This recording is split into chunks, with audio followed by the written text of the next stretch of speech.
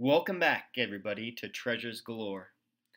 In this video, I want to talk about what I think the blaze is and how I came to this conclusion through the books and the quotes Forrest Fenn has put out. We'll be reading in The Thrill of the Chase and Too Far to Walk, and I'm going to go through a scrapbook and some Terry Scant quotes that I have found that support my hypothesis on what the blaze is. Now, before I get into what I think the blaze is, I'm going to read this quote from Terry Scant. And the question was, did the same 9 clues exist when you were a kid, and to your estimation, will they still exist in 100 years and 1,000 years? Forrest replies, the clues did not exist when I was a kid, but most of the places the clues refer to did. I think they might exist in 100 years, but the geography probably will change before we reach the next millennia. Okay, so he tells us that the clues did not exist when he was a kid, of course, because he didn't write the poem, but most of the places the clues referred to did. So that means that either one or more than one of the clues did not exist when he was a kid. So now, could that be Quake Lake because the heavy loads of the mountain fell down? Maybe. But maybe, and this is what I think, that the blaze is something that he put. Now, it's not a structure, but I think that Forrest made the blaze. And let's keep going on this quote. I think they might exist in 100 years. He thinks they might exist in 100 years?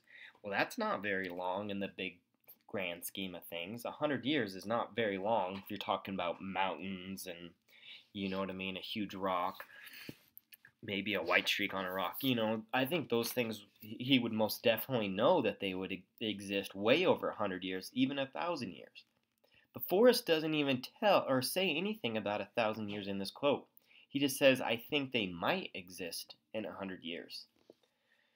So this idea that all the clues have to be, permanent places that will withstand the test of time, I don't think so. I think he designed this treasure hunt for us right now when he's alive, and then after that, if some of the clues disappear or they're harder to find, then who cares? That just adds more to his legacy and the Forrest Fenn treasure hunt. So now I got that out of the way, I'm going to come and say what I think the blaze is. And I think the blaze is scrapbook 23. I think it's a mark in a tree.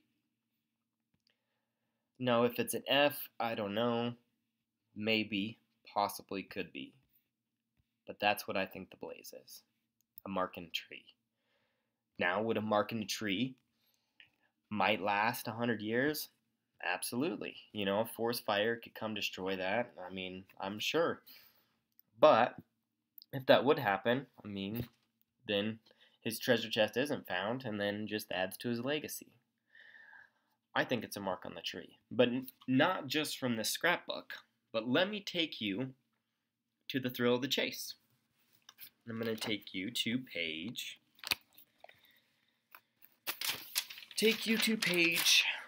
47. The Totem Cafe Caper. So let me read you, I'm just going to read you the beginning part of this book, or this chapter.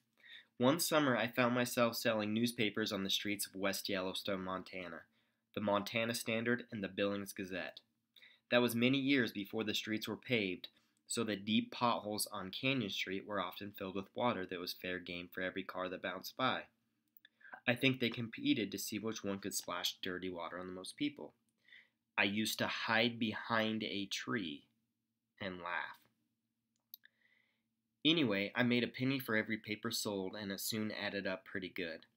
But the sack my 80-pound body had to carry was so heavy, it was tiring even to think about.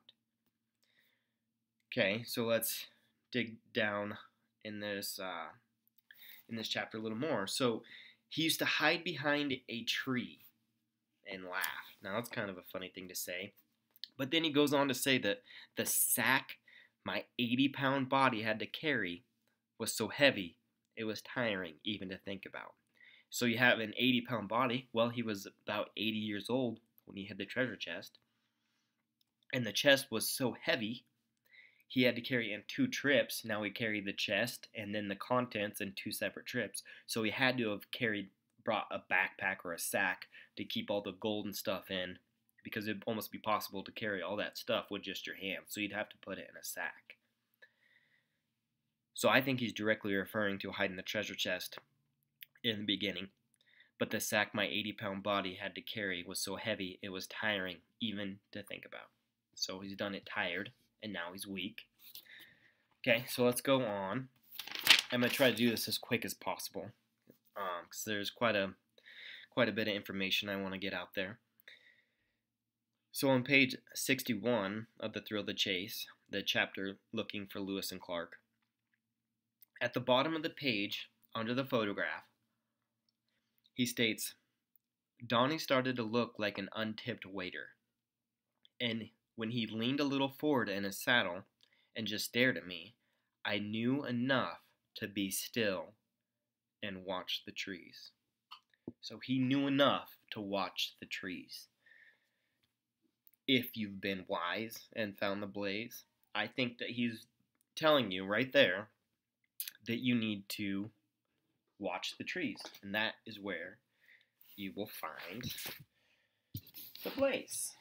Okay, I know that's not much, and you can almost take anything out of these books and make it how you want it. I understand that, but I want to bring up a lot more information that kind of confirms what I'm telling you guys right now. So let's go to the book, Too Far to Walk, page 194. It's the chapter Joseph Sunhawk. So at the very end of this chapter, he states, when he died, I planted a cottonwood tree near our pond behind our gallery at Forrest. I named it Joseph Sunhawk Memorial Tree. So he's talking about a memorial tree. And I think this kind of ties into his special place. I think there's trees around. He's told you that in the quotes. But I think it would be kind of almost Forrest Fenn's memorial tree. He would die right there on the bottom of the tree with the chest, the F marked up top. And I think that's why he kind of did that too. And what I also thought was interesting is that he says the cottonwood. Now, if you are brave and in the wood, could it be near a cottonwood tree? It may be. He does talk about cottonwoods quite a bit. Okay, so let's go to the next one. And this is page 200, the chapter Treasures Galore. Now, I'm not going to bring you up text, but you're going to have to get out your book and look at the picture. And in the picture, on page, it's actually 201, he's sitting under a tree with a sack. Now that directly correlates back to the Totem Cafe caper when he's talking about I used to hide behind a tree and laugh, and then the sack my 80-pound body had to carry was so heavy it was tiring even to think about. So he's sitting under a tree with a sack. And, maybe that correlates, maybe not. Maybe I'm just reading too much into these books. But let's keep going. Let's go to page 241 in Too Far to Walk, and I'm going to read a little bit from the top page. So I will read, I was hiding behind a large ponderosa near the target when the first shot rang out. The bullet impacted about 6 inches left to the $100 bill. I thought it was a lucky shot. The second bullet struck just to the right, and the next they were a mere 5 inches away. My confidence was losing strength at an alarming rate. Okay, so again, he's hiding behind a large ponderosa. But I actually started a little late, so I want to bring you to page 238. So I should have read this before, and I apologize. But he's talking about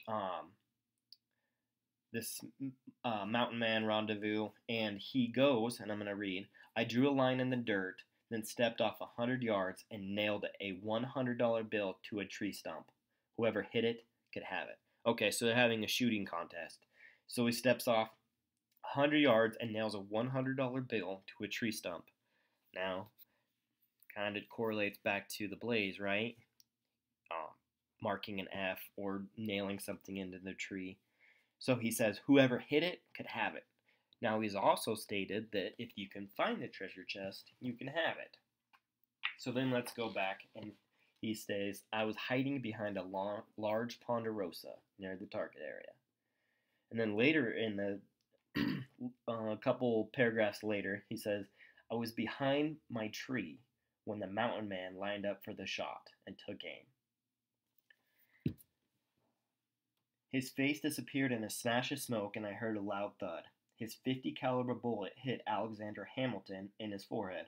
Okay, so we know Alexander Hamilton is not on the $100 bill, which I thought was kind of interesting.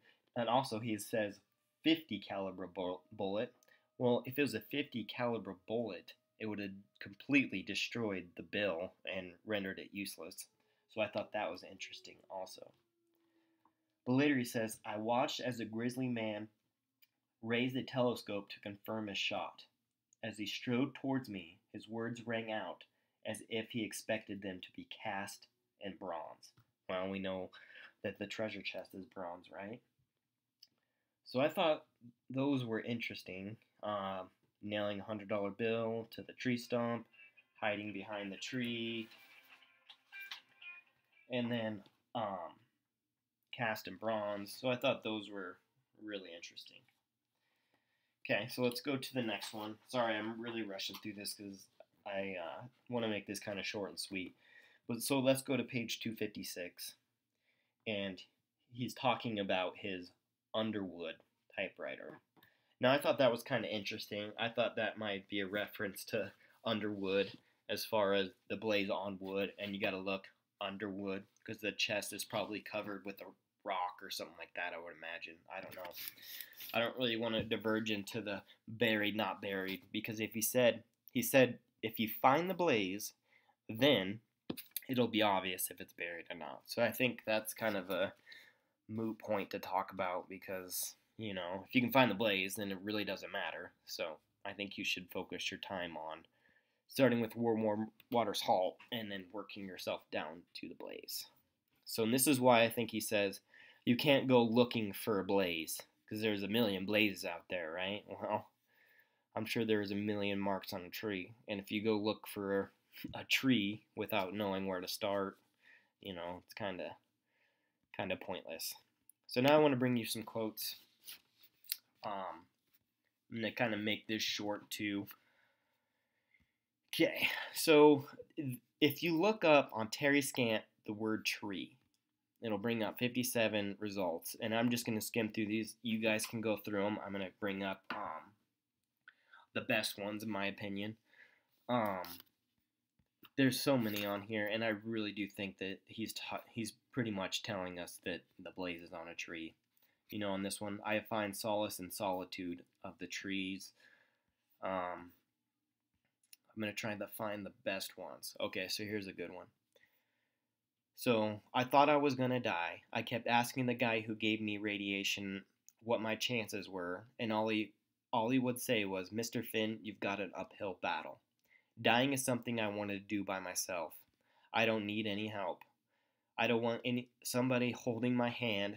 Everybody's crying, Jesus. Because there was no point in hiding it, the treasure chest, if no one knew I hid it. I think they, screenwriters, didn't like the idea of me dying out in the trees someplace. So he's dying out in the trees. Okay? So, let's go to the next one. Joe, thanks for the question. I have no desire to be buried in a box. It's too dark and cold for me, and too lasting. I would rather go into the silent mountains on a warm, sunny day, sit under a tree where the air is fresh, and the smell of nature is all around, and let my body slowly decay into the soil. What can be better than that?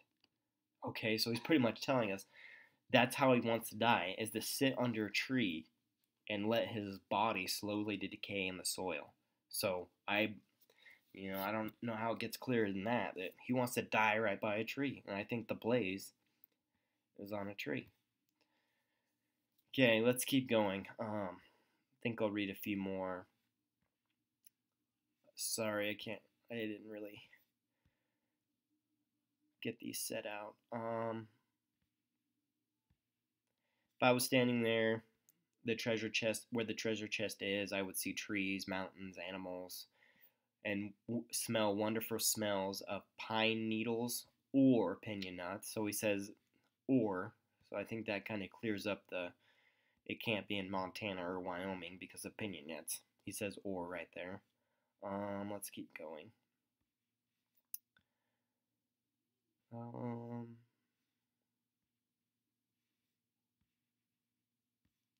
Let's keep scrolling. Okay, so let's read right here. I have emails from both police and doctors suggesting that I stay alert. Being Forrest Fenn is getting harder all the time, but it will continue to be fun as long as I have a tree to hide behind. Maybe a tree with an F carved in its trunk. Okay? It's kind of directly back to scrapbook 23, the F carved there, right? And then the thrill of the chase, him hiding behind his tree, and too far to walk. Okay, let's keep going. Okay, I'm just kind of cherry picking right here, but hope you can get out in the trees again soon and look for the treasure. So he mentioned trees with the treasure. Let's keep going really quick. I think I'll read a few more in this video.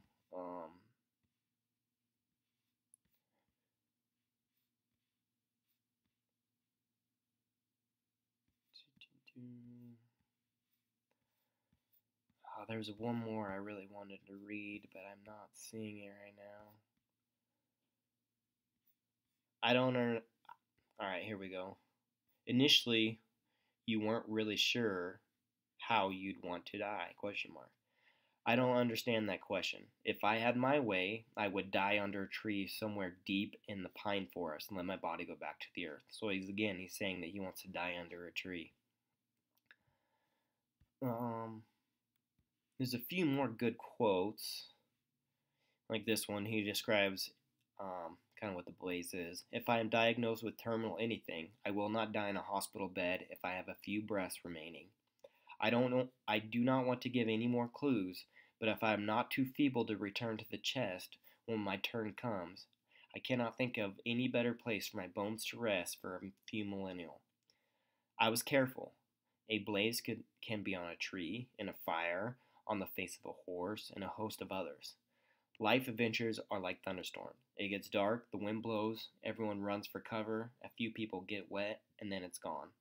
Okay, so when he mentions blazes, he says on a tree, in a fire, on the face of a horse, and a host of other things. Don't you think it's funny? The blaze is on a fire. Now maybe it could be a fire pit where he camped. That's very possible. But how would you look? How would you look down? The blaze, I think he says that the blaze is kind of up, right? Maybe at eye level or a little higher, and then you look down. Quickly means directly. So how would it, if the blaze is on the ground, I mean, that kind of defeats the purpose of looking down, don't you think? And then the face of a horse, well, horses move all the time. So maybe it's a horse drawn into a rock, maybe. But it can't be an actual horse because, the blaze marks where the treasure chest is. So I just think it's interesting that he first says a blaze can be on a tree. I think he's just kind of pretty much telling us exactly what the blaze is right there. But, okay, here's another one. Count. There are many things I want to do now that I didn't do them. I want to fish every stream, catch every fish, sit under every tree. Kind of a weird thing. Stop armchairing that thing to death and get out in the trees where the box is. The box is in the trees. Okay, so I think I'm going to end there. You can see the point. There's a lot more where he kind of says the same things. Yes, we estimate 65,000 people have searched for the treasure. Many send me photos of children wading in the small creeks or picnicking in the trees. So he loves trees. He talks about trees and he wants to die under a tree and he hid behind his tree. knew enough to be still and watch the trees. Anyways, that's what I think the blaze is. Seems to be the most logical from what Fenn has stated. Please give me some feedback on this one. Let me know what you think. And if you let me know what you think, like I said, I'm a book purist, so I use quotes, I use books, use the poem. So if you can show me what Fenn has wrote in quotes or his books or something like that that says it's not a tree or that it's something else, I'd love to hear your thoughts on that. But yeah, so I'll leave my email in the comment box below. Send me an email. Tell me what you think. Alright, that's it for this video, guys. Talk to you later.